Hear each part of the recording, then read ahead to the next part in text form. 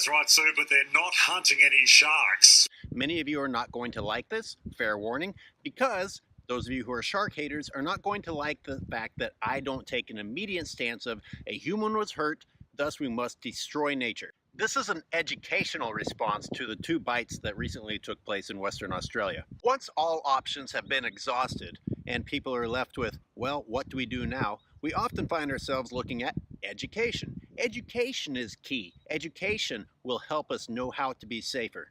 Now let's look at the education that's provided by typical media outlets. Let's just take a look at 7 News.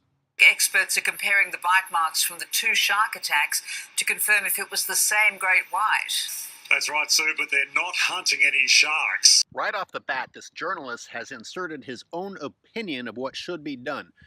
Maybe I'm oversensitive to the topic, but am I wrong in perceiving that he is criticizing the fact that they aren't immediately hunting sharks? In doing so, he has subconsciously planted in people's minds that you should be hunting sharks as an appropriate reaction to the fact that people were bitten.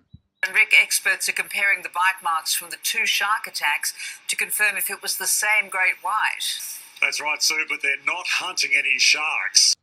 The news anchor said absolutely nothing about hunting sharks. Completely out of context, this guy decides that he's going to throw in the idea of hunting sharks. You might be tempted to say, well, perhaps that's a good thing. Perhaps he's saying you shouldn't hunt sharks, except that the entire rest of his tirade is making us think how evil this shark is for what it has done to these people. Alex Travaglini is spending his second night in Royal Perth Hospital. The father of 2 was mauled by a 4-metre great white here early yesterday.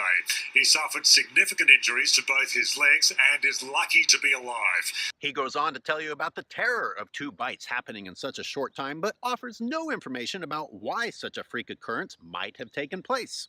Instead, he offers you information that he is a father of 2.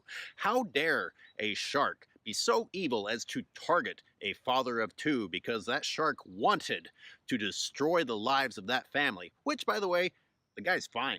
Completely stable condition with the inconvenience of having wounds tended to in a hospital.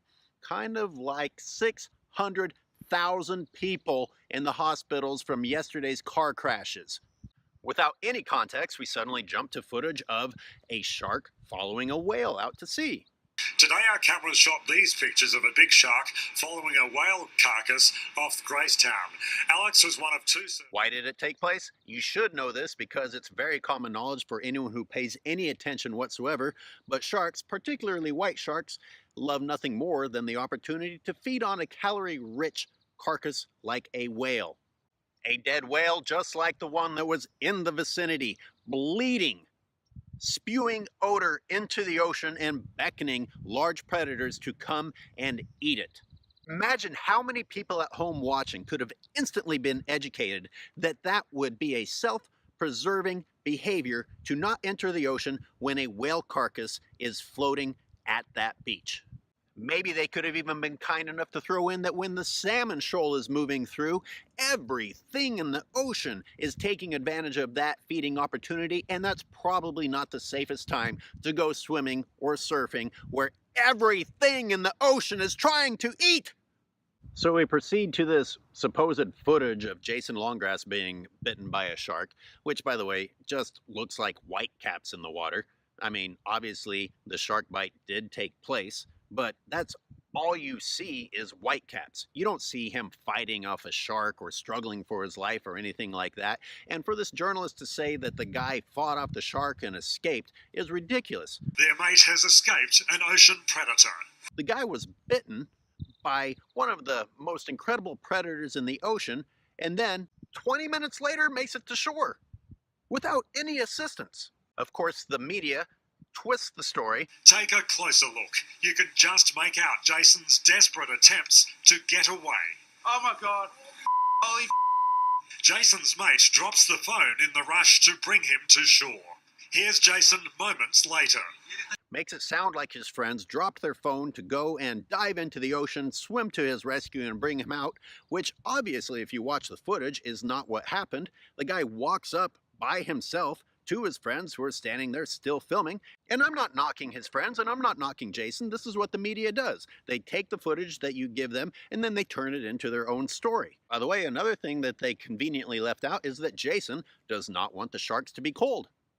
Jason understands the risks that he took and said so. In fact, he said that he knowingly got in the ocean despite being aware that the bite had taken place and that sharks were in the area.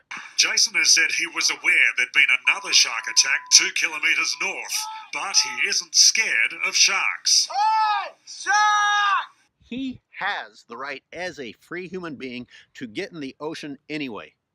But what happens is that the media preys upon what happened to him to try to get an emotional response from you. This is Jason's board. Look at the size of the jaws. Visitors and locals stunned. Adults and children in shock. Is Jason a free man? Does he have the right to get in the ocean? And does he have the right to not call for sharks to be murdered when he has taken a risk that he was aware of? Absolutely. You also have the right as people not to be emotionally manipulated by BS journalists and BS politicians who are self-serving. Jason Longgrass is still in hospital in Bunbury tonight, as is Alex Travaglini in Royal Perth Hospital. And we understand that he'll need more surgery tomorrow. The report, of course, concludes with talking about how Jason has to have more surgeries and he's still in the hospital. You saw this guy walking up just fine. Props to him for being cool about it. In fact, everyone there was chilling, despite the fact that the journalists are saying that everyone is in shock and the children were terrified and all these things that you need to hear in order, once again, for your emotions to be manipulated. Why would they do that? Because it sells. Money. Once again, no one is trying to protect you. These journalists don't give a shit about your safety. They care about the fact that they have scared you enough to tune in for the drama. That is what should piss you off, not the fact that I am trying to make you aware of what's really happening. I and all the other anti-shark callers are not saying we want people to die. We're the only ones who are providing you with information that will help keep you alive.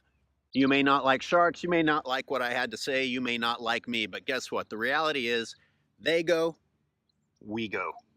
That's the truth, whether you like it or not. And getting back to some semblance of understanding how to live on this earth with other earthlings is the only way forward that prevents us all from going the way of the dodo.